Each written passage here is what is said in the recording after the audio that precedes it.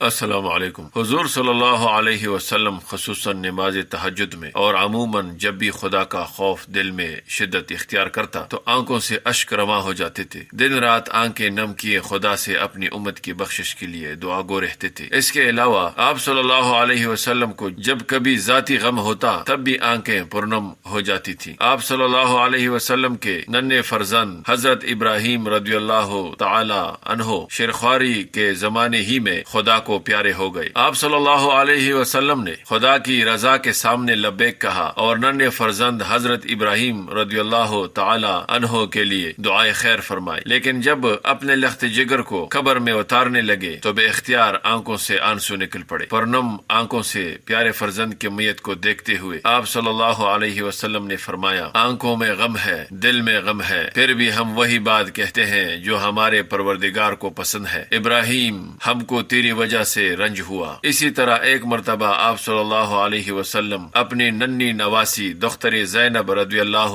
عنہا کو اس وقت گود میں اٹھائے ہوئے تھے جب وہ آخری سانس لے رہی تھی۔ اس وقت بھی آپ صلی اللہ علیہ وسلم کی آنکھوں میں اشک امڑ آئے۔ یہ دیکھ کر حضرت سعد رضی اللہ عنہ نے عرض کیا، یا رسول اللہ صلی اللہ علیہ وسلم، یہ کیا؟ حضور صلی اللہ علیہ وسلم نے فرمایا، یہ رحم دلی ہے جو خدا اپنے بندوں کے دلوں میں بھر دیتا ہے، اور اللہ بھی انہی بندوں پر رحم کرے گا جو رحم دل ہیں۔ ایک مرتبہ ابو الحیثر انس بن رافع مکہ آیا اور اپنے ساتھ عبد الاشہل کے بھی چند نوجوان لے کر آیا جن میں ایاس بن معاذ بھی تھے۔ یہ افراد قریش کے پاس اپنی قوم خزرج کی طرف سے ایک معاہدہ کرنے کے لیے آئے تھے۔ جب یہ آن حضرت صلی اللہ علیہ وسلم کی خدمت میں حاضر ہوئے تو آپ صلی اللہ علیہ وسلم نے ان سے فرمایا، میرے پاس ایسی چیز ہے جس میں تم سب کی بہبود ہے، کیا تمہیں کچھ رغبت ہے؟ وفد نے عرض کی، ایسی کیا چیز ہے؟ آپ صلی اللہ علیہ وسلم نے فرمایا، میں اللہ کا رسول ہوں، مخلوق کی طرف مبعوث ہوں، بندگان خدا کو دعوت دیتا ہوں کہ خدا ہی کی عبادت کریں اور شرک نہ کریں۔ مجھ پر خدا نے کتاب نازل کی ہے۔ اس کے بعد آپ صلی اللہ علیہ وسلم نے ان کو کلام پاک سنایا اور اسلام کے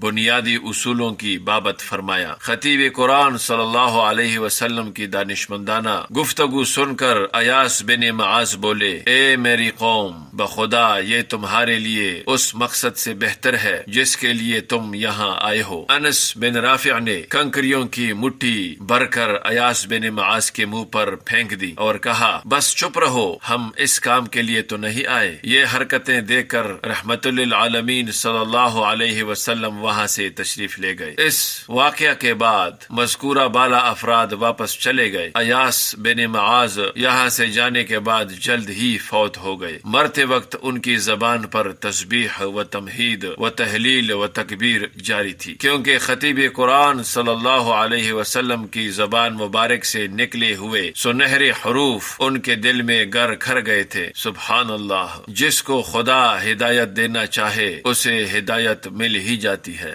اللہ تعالی ہمیں ہدایت دے اور نبی کریم صلی اللہ علیہ وسلم کی سنتوں پر اور اللہ کے احکامات پر عمل کرنے کی توفیق عطا فرمائے، آمین۔ السلام علیکم ورحمۃ اللہ وبرکاتہ۔